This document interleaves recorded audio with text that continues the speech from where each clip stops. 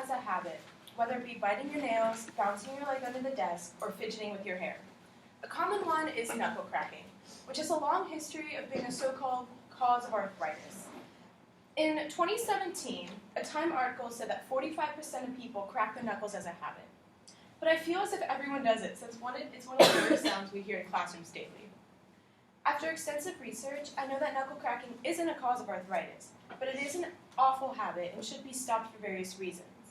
This habit not only brings discomfort to people with misophonia, an auditory disorder with sensitivity to certain sounds, but also can be replaced with other healthier outlets and forms of habits. To start, one might argue that knuckle cracking isn't a problem, as many studies show how arthritis and other joint issues aren't caused by this joint pulling. In Wise Answers to Old Wives' Tales, an article by author Kramer discusses how multiple studies have disproved that arthritis is caused by knuckle cracking. MRI scans from various studies, such as Crack Research in 2019 by Mirsky, prove how popping of joints haven't led to any long-term health problems. This was done by one man only cracking his left hand for 10 years, then comparing it with his right and seeing no noticeable difference. Also, the sound itself, which is the annoying part, doesn't come from a popping of a gas bubble in your joints.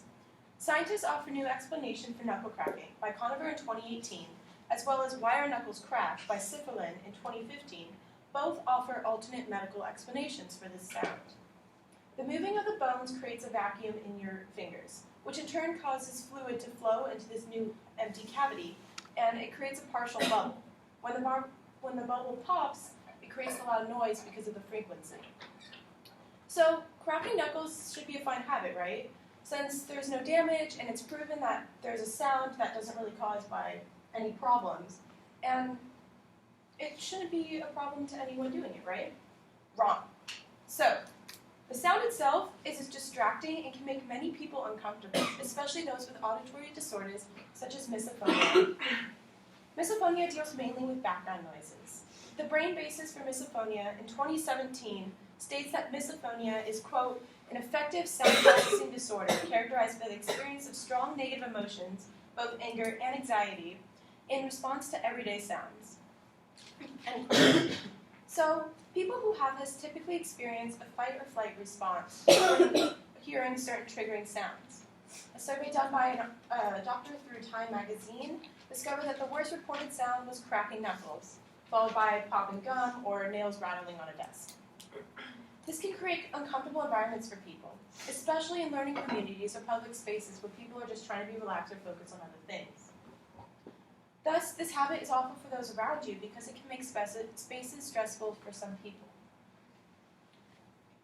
Not only is the sound of cracking knuckles annoying, but habits are also caused by hidden issues, such as stress or boredom. This reveals underlying problems with yourself, as any other habit will. How to Break Bad Habits by Jay Portal, 2019, discusses these hidden issues and some other ways to fix them.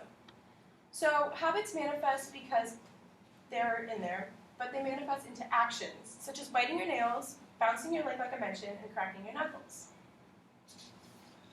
So instead of allowing the habit to continue, we must confront the problems underlying and address it in a healthier way.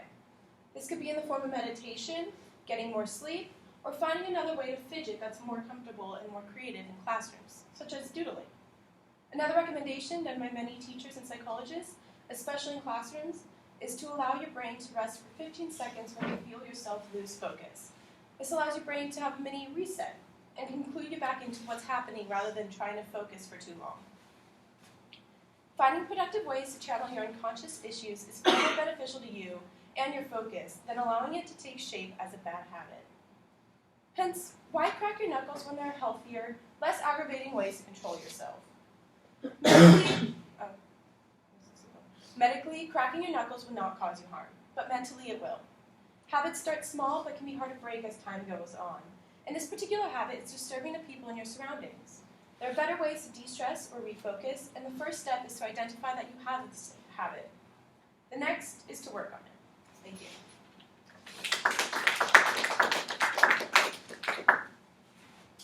T?